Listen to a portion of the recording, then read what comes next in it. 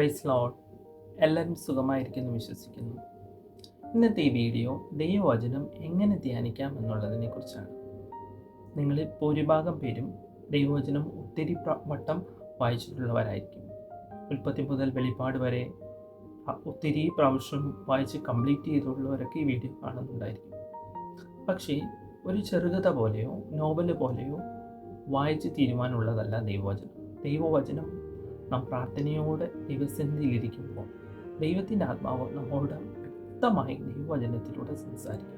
ചില നേരങ്ങളൊക്കെയും ജോലിക്ക് പോകുമ്പോഴോ അല്ലെങ്കിൽ പ്രതിസന്ധികളോ പ്രശ്നങ്ങളൊക്കെ കടന്നു വരുമ്പോഴും ദൈവത്തിൽ ആശ്രയിക്കുവാൻ വേണ്ടി നാം കൂടുതൽ ദൈവത്തോട് അടുക്കുമ്പോൾ നാം എടുക്കുന്ന വചനത്തിലൂടെ പരിശുദ്ധാത്മാവ് നമ്മോട് കൃത്യമായി സംസാരിച്ചിട്ടുണ്ടായിരിക്കും.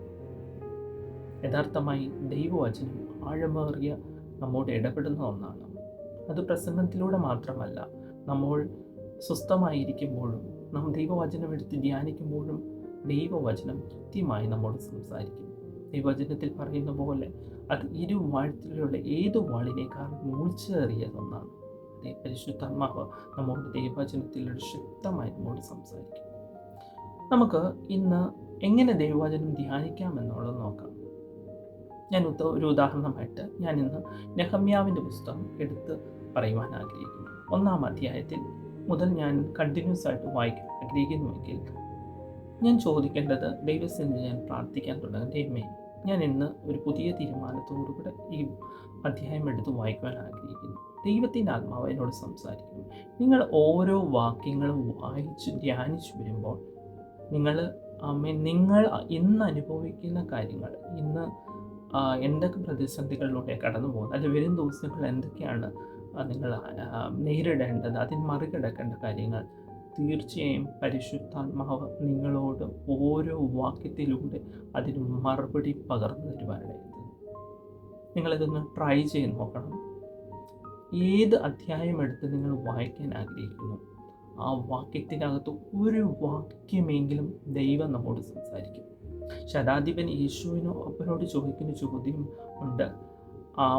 മരണാസനമായി കിടക്കുന്ന അവസ്ഥയിലും അല്ല മരിച്ചു പോകുന്ന ഉള്ള സ്ഥിതിയിലെത്തുമ്പോഴും, കർത്താവേ, നിൻ്റെ ഒരു വാക്ക് മതി.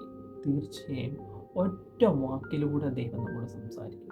നമ്മൾ ചോദിക്കേണ്ട ചോദ്യങ്ങൾ, കർത്താവേ, പ്രാർത്ഥനയിൽ നമ്മൾ ചോദിക്കണം. വചനധ്യാനത്തിന് മുമ്പ്, എൻ്റെ കർത്താവേ, നീ എന്നോട് ഈ വചനത്തിലൂടെ ഒന്ന് സംസാരിക്കുന്നു. നമ്മൾ അറിയാത്തതും നമ്മൾ കേൾക്കാത്തതും നമ്മൾ അനുഭവിക്കാത്തതുമായ മേഖലകളിൽ പരിശുദ്ധാത്മാവ് നമ്മളുടെ വചനത്തിലൂടെ ഇടപെടും. ഏത് അധ്യായം എടുത്ത് വായിച്ചാലും, ചെറിയ പുസ്തകം എടുത്ത് വായിച്ചാലും, അത് അധ്യായം പാരഗ്രാഫൊക്കെ കുറവായിരിക്കുമെങ്കിലും ദൈവത്തിന് വചനത്തിന് ഒരു മാറ്റമില്ല. ഒരു വാക്യം ദൈവം നമ്മോട് ഇടപെടുവാനിടയിൽ കർത്താവ് നമ്മോട് സംസാരിക്കണം. വചനത്തിൽ പറയുന്നത് ദൈവവചനത്തിന് ബന്ധനമില്ല, അത് മൈലുകൾക്കപ്പുറം ചലിക്കുന്നതൊന്നാണ്. വിശ്വസിക്കുക. നിങ്ങളിതൊന്ന് ട്രൈ ചെയ്ത് നോക്കണം. ദൈവം നമ്മളോട് എങ്ങനെ സംസാരിക്കും, എങ്ങനെ ദൈവവചനത്തിൽ ധ്യാനിക്കും നമ്മൾ നോക്കണം. വെറുതെ വായിച്ചു വിട്ടു പോകാനല്ല. കുറച്ച് നേരമെങ്കിലും, ഒരു അധ്യായം മുഴുവൻ നിങ്ങൾ കംപ്ലീറ്റ് ചെയ്യാൻ പറ്റുന്നില്ലെങ്കിലും കുറച്ച് വായിച്ചിട്ട് നിങ്ങൾ ആലോചിക്കുക, നിങ്ങൾ സംസാരിക്കുക ദൈവത്തോട്. ദൈവം നിങ്ങൾക്ക് ആ വാക്യത്തിൽ മറുപടി പകരുവാനായിട്ട്. May God bless you all. Amen.